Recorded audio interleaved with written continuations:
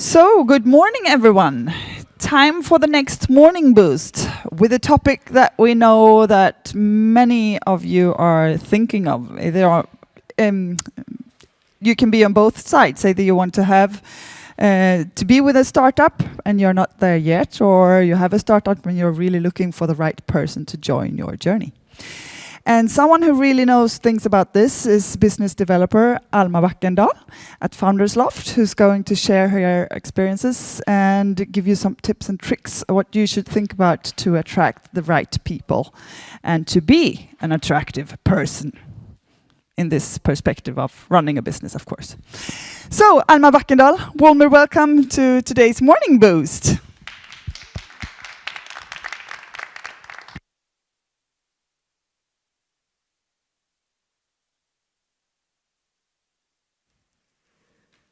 Thank you, Madeleine.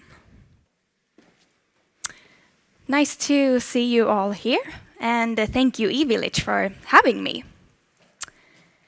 To build a sustainable workplace with successful teams and with the right competencies in place is crucial to a company's survival. In the startup community, more and more focus is placed on the founding team and their altogether potential. Now, some even go as far as saying that a good business idea with a bad team behind it has no future.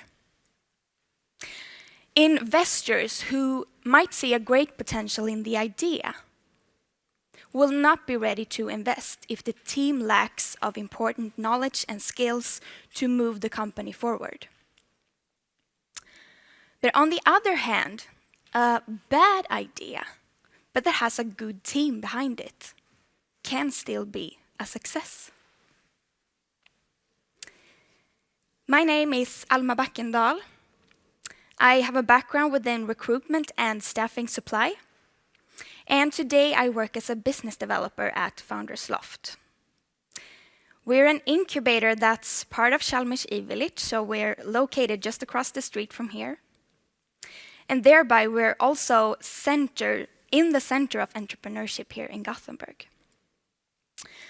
At our incubator, we focus on building sustainable companies that will create a better world for the generations of tomorrow. Our specialty is tech startups with innovative and sustainable business ideas. And in our incubation program, we focus on providing entrepreneurs with tools and methods to reach their goals. And my role is to help the startups build a long-term plan and strategy to find the competences that they need, and to also make them stay for a long period of time. And I'm here today to share some ideas on how to define the competencies you need and how to attract employees to your company. And we'll also spend some time to go through the common mistakes to avoid when recruiting. But let's start from the beginning.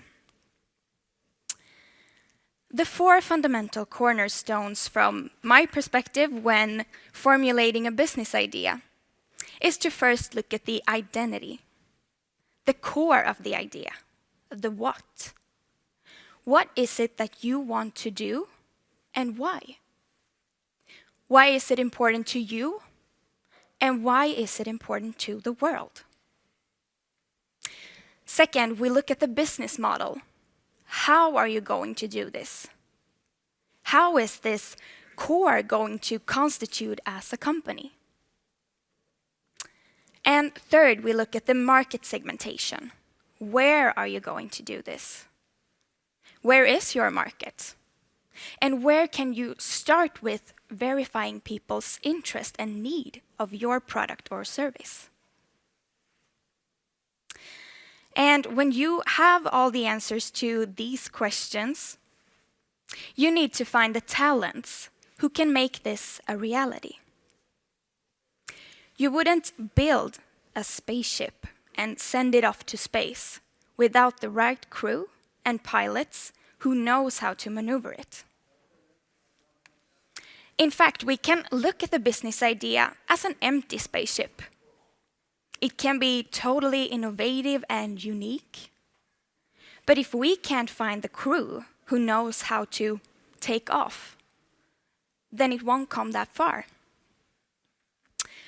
And we would also want to prepare as much as possible for the journey by making sure that we have people on board with the right experience, technical knowledge, and whose competence gives us a wide range of qualities to reach our destination, but also for the unforeseen events that could happen on the way.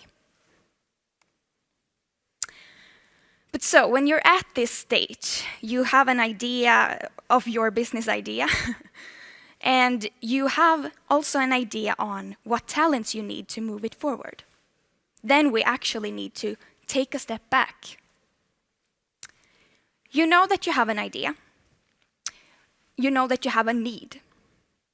Probably you know what areas you need help with, and you might even know what specific tasks the person would be allocated. But start with formulating a mission to your need. So instead of knowing that you have way too much to do within administration and you need someone to back you up in making important decisions, you have a mission to assign someone. Someone who wants to change the world together with you and whose responsibilities will enable great things for your startup journey. Now, this will help you a lot. Not only when speaking with possible candidates, because it sounds more exciting to have a mission than to have some tasks to do, but also for you to get a better understanding of who you're actually looking for. And this is mistake number 1. To not take time to figure this out in the beginning of your recruitment process is one of the most common mistakes that a lot of companies make. When I worked as a recruiter, I met a lot of companies who did not take the time to figure this out in the beginning. And this will lead to huge obstacles for you later on in the recruitment process. And this is also why many companies realize late on to the recruitment that they've actually been looking for the wrong profile from the beginning. So we are trying to avoid this, right?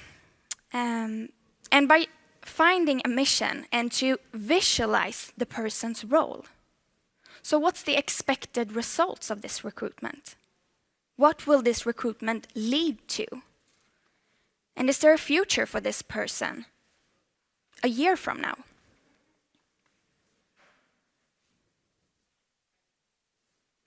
We actually have also a very good example in our incubator where there was a company who needed help in administration.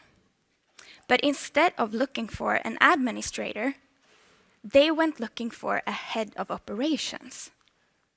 And just by changing the name of what they were looking for, they managed to create this sense of a mission, to have ownership over these tasks. So they got a person who's very dedicated and who really wants to be here for a long period of time. But when you start figuring out your mission, then you'll want to analyze the current team and start visualizing the future team. How's the current team doing? Are there difficulties within teamwork? Are there any weaknesses or maybe opportunities that needs to be considered? What do you want with this group? And what is missing? And when analyzing your current situation and start visualizing the future team, there might be some things to add on to the first step, the mission. Because when you add another perspective, there might be some new things for you to notice. And this is also the good thing about this, because we're still in our to-dos before recruiting, so we haven't started the recruitment process yet. So it's not too late to twist and turn on the mission and who we're looking for. And when the mission is set, you know what the team needs. Then you want to get a bigger understanding of your employee value proposition. What can you offer this person aside from the mission? Depending on how early your company is, there are different values that might be more or less relevant for you. And if you already have a team, you can ask them what they found most valuable in their current situation. However, the beauty of having or being a startup is that you have all the chances of creating a workplace that people will love to come to. And if you make it a habit of creating it together with your team, then your workplace will turn out to be suitable and appealing to more and more people as you grow. Now, this is an example of what an employee value proposition can look like. The yellow part reflects salaries, pay raise, a bonus system maybe, and compensations in general. The red part is benefits in terms of time off, healthcare, remote work. The purple part is career. Maybe there's education within your employment, or maybe you can offer some courses that the person could take. And last but not least, we have the culture, the mission, the values, the atmosphere, and the teamwork. Now, as a startup, it's not easy to compete with bigger companies that can offer big salaries, pay raises, and bonus systems. But what you can offer is, first of all, a career, a personal and professional development together with your company, to grow together with your company. But also, of course, the culture. And culture is something that, in my opinion, is very underestimated. Because a culture doesn't have to cost a fortune. It's hard to copy for competitors. No one can take it away with you or bring it with them when they leave. And let's face it, even if you couldn't care less about your culture, you will still have one. And I'm guessing that it will be a better culture if you do care about it, and if you put some effort into it, than if you don't. So we might as well start focusing on the culture. Now, this is mistake number 2 that I've seen a lot of times. Underestimating the power of a good culture. One of the key learnings that I brought with me as a recruiter was that in almost every case where a person stayed for a long period of time at the same workplace, the reason was you can narrow it down to the culture. Maybe they felt very comfortable in the team. They felt like they had fun together, and they felt safe in the workplace. And I think that if you've ever experienced this, where you really do feel part of the culture and you learn together with your colleagues and you feel safe, then I think you know what I'm talking about. Or if you've experienced the opposite, where you don't feel like you belong and you don't feel part of the culture. Because in those cases, we tend not to stay there for a very long time. But so how do we really start working with our culture? A culture is something that's very abstract, can be hard to describe.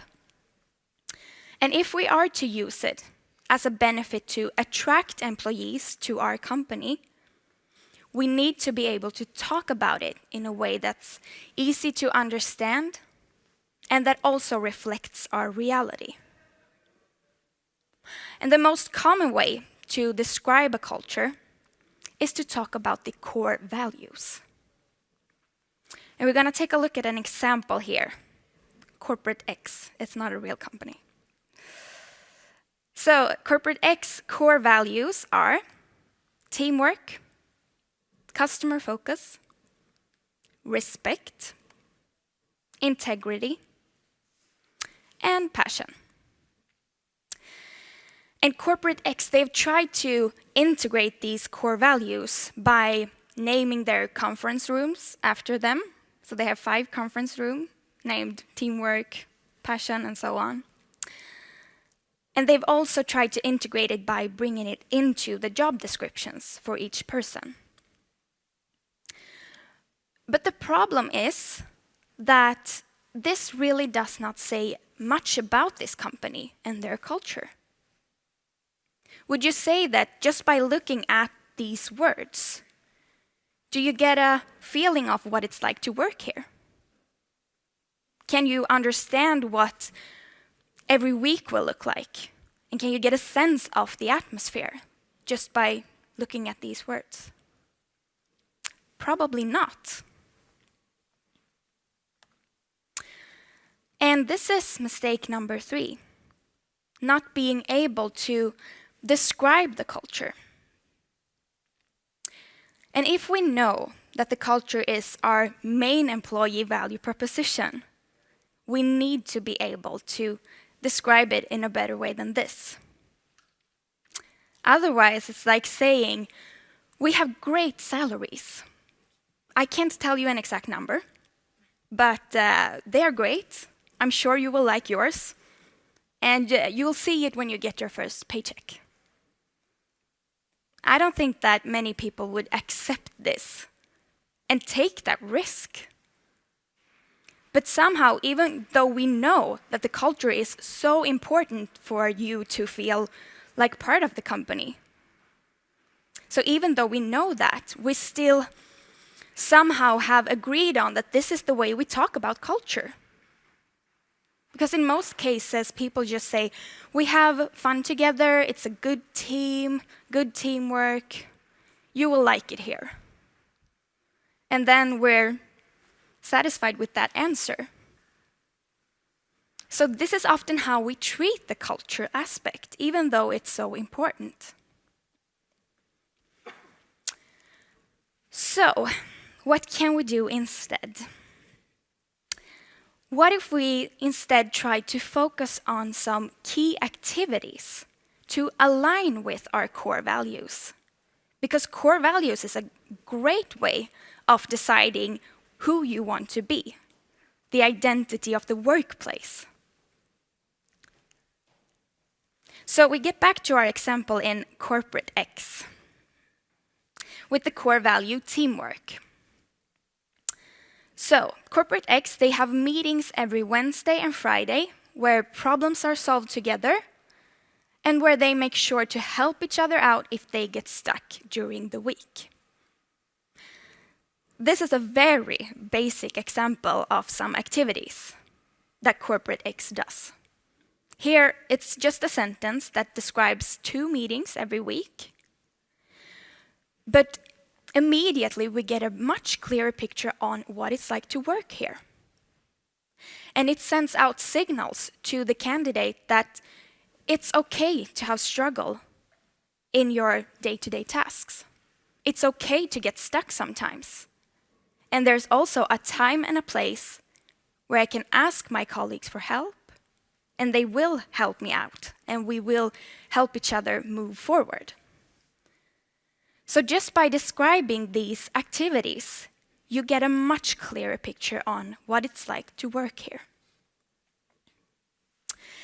And if you don't know what core values you have, this can also be used as a method on the opposite side. Just start focusing on your key activities that you do on a weekly or monthly basis, and then narrow them down to core values.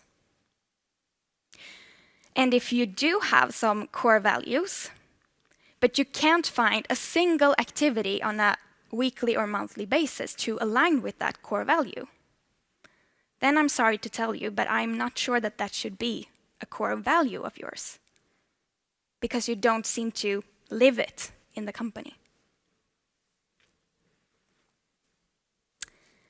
And speaking of teamwork, why is it important with diversity? Because this is something that I believe almost everyone in here knows is an important aspect.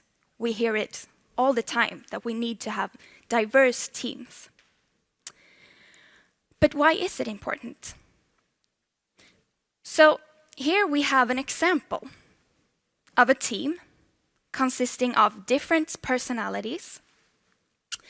And first we need to make sure that diversity is something that withholds so many things. It's age, gender, cultural background, differences in lifestyle, differences in interests and hobbies, and life perspectives.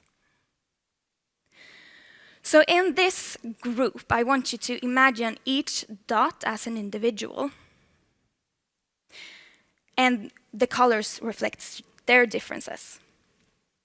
Now, based out of this group, can you guess who will feel left out, who doesn't feel part of the culture, and who probably will be the first one to quit due to the culture and the group dynamic? If you guessed the red one, you were right. Here, that same person, I think it's that one, I'm not sure, but that same person is in a different context. And here it doesn't seem off. It doesn't seem odd. And the person doesn't feel like an outcast and probably won't quit because of the culture and the group dynamic. And the difference here is that this is a team with a lot more colors, and thereby differences, to begin with.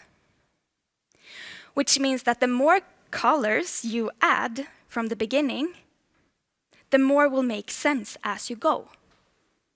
The more differences you have in a group from the beginning, the more differences make sense and doesn't stand out from the rest. So it's much easier to form a good culture with a diverse team. And studies show that more people feel like they belong and more people like the culture when diversity is at place. And of course, there's a lot of other things that are good with having a diverse team. And there's also a lot of research on this area. So if you're interested, I strongly recommend you read some of it.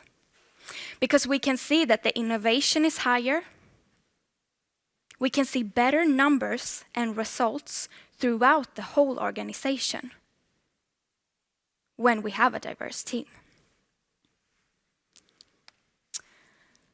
But so when we reach this point where our culture is very good, we trust each other, we help each other out, and we acknowledge each other's strengths and challenges within the group. Then we've reached the next level of teamwork. In this type of group dynamic, mistakes are allowed and always learned from. We watch each other grow. We have a natural way of including each other in our day-to-day work and in our weekly planning. Here, we are not dependent on a single individual. Instead, we all learn to run the company together as a team, with the culture and the group dynamic as the glue that holds it together. Now that is what a sustainable and successful team looks like. Thank you for listening.